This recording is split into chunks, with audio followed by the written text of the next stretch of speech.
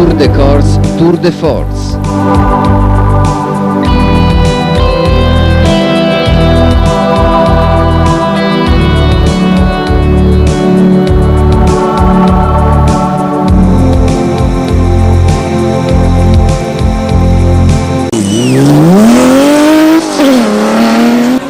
There's also the stunning 400 horsepower BMW M1, the most powerful rally car in the world.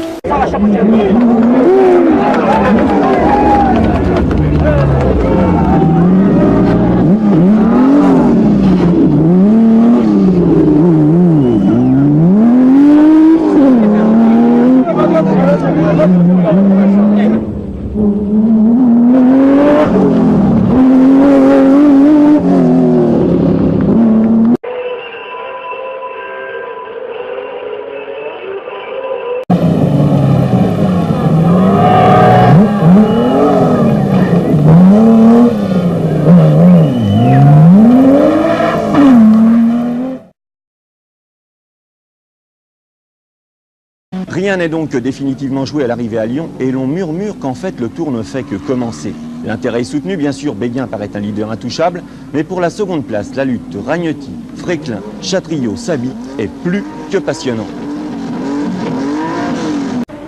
Et malgré une pénalisation de 30 secondes suite à un départ poussé après une première nuit humide, Bernard Béguin arrivera comme prévu à Lyon avec près de 2 minutes d'avance, 1:44 exactement. Apprécié de physionomie, ce sont les qualités techniques des pilotes qui deviennent là essentielles. Pour Bernard Béguin, c'est moins facile. Il laisse donc quelques succès à ses adversaires, mais ne perd que de... C'est donc en toute quiétude qu'il peut aborder la dernière étape et la dernière nuit de ce rallye. Pensez bien, il a 2 minutes 30 d'avance et sauf ennui mécanique, on ne voit pas qui pourrait lui reprendre un tel écart. Le visage de Bernard Béguin ne laisse même pas filtrer le... Quand on abandonne sur une erreur de pointage du coéquipier. Une erreur de 20 minutes. Une erreur de 20 minutes, il a pointé pour avance, c'est-à-dire qu'il a confondu 0,6 et 26, il devait pointer à 26, il a confondu 0,6, je suis peut-être que le 0 était peut-être pas très bien fait, ou le 2 était pas très bien fait, il a confondu le 2 avec un 0. Et il est parti pointer en catastrophe, il a pris le départ de l'épreuve spéciale, c'était trop tard. L'abandon de Sabi. FR3. Bernard Béguin, dans quelles conditions climatiques Des routes entièrement sèches, de temps en temps quelques plaques de gravier ou d'humidité au petit matin,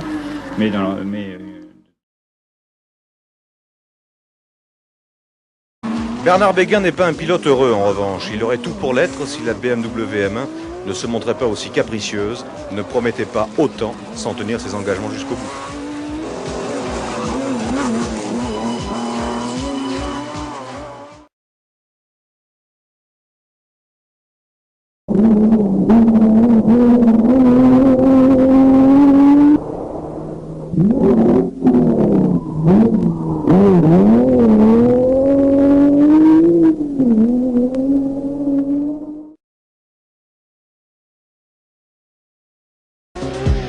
Avant que sa M1 n'aille au musée, Béguin espère prendre sa revanche sur l'année dernière.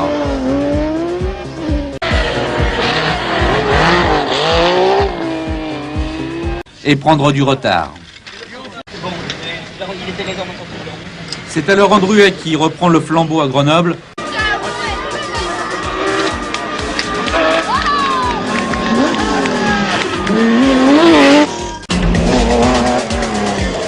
C'est déjà presque le chant du cygne pour Béguin. On a fait la spéciale avec la boîte bloquée. Il va disparaître, couple conique cassé. Route trop mouillée au début, trop sinueuse ensuite, la fabuleuse M1 n'a jamais trouvé un terrain favorable. Des péripéties qui deviennent dramatiques.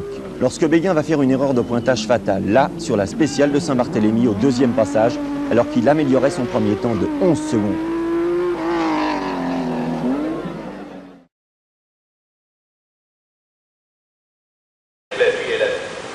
La M1 de Béguin durant l'orage était à la dérive et perdait du temps avant d'abandonner sur des problèmes de tubage.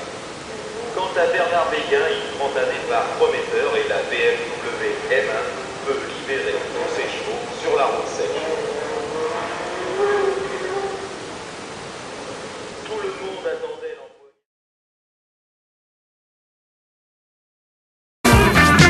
dan Bernard Béguin met dat schitterende BMW M1 monster die zich in een remzone misrekende.